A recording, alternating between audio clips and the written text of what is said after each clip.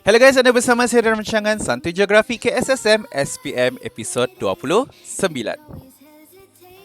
Okey, walaupun kita masih berada dalam tajuk yang sama iaitu bab 11, tetapi tajuk utama kita pada kali ini adalah mengenai kesan taburan penduduk padat di dunia. Dan fokus kita pada kali ini adalah diharap murid dapat menjelaskan 4 kesan taburan penduduk padat di dunia. Okey, kita lihat kesan-kesannya. Yang pertama, akan menyebabkan berlakunya persaingan guna tanah.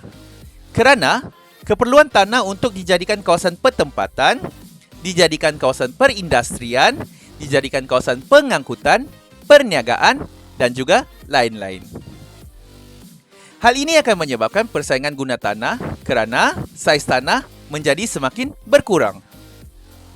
Dan apabila saiz tanah semakin berkurang, ia akan menyebabkan kos tanah meningkat.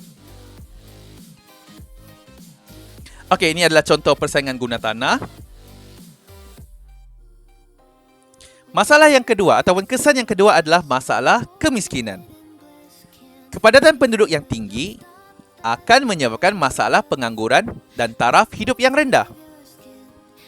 Kerana pengangguran akan berlaku disebabkan peluang pekerjaan yang terhad berbanding dengan bilangan penduduk yang ramai. Seperti mana yang berlaku di Siem Reap, Kemboja dan Manila, Filipina. Okey, seringkali kita perhatikan di kawasan bandar terdapatnya juga golongan miskin bandar yang masih bergelut dengan kesusahan dalam menyara kehidupan di bandar.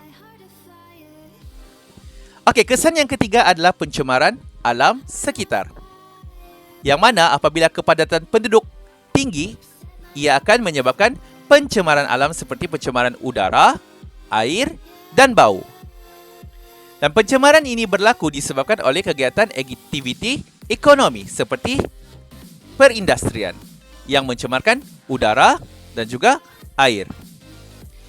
Dan pencemaran alam sekitar juga boleh berlaku apabila masyarakat suka membuang sampah merata-rata yang boleh menghasilkan pencemaran bau.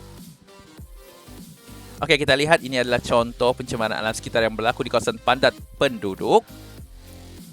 Dan kesan yang terakhir adalah kemerosotan kualiti hidup.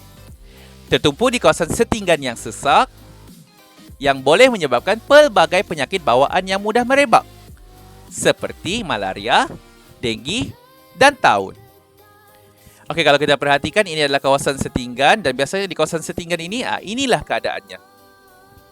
Dan jika kita perhatikan daripada gambar ini pun kita sudah tahu bahawa ia akan membawa kepada bawaan penyakit. Okey guys, itu sahaja untuk episod kali ini. Diharap kita akan berjumpa dalam episod yang akan datang.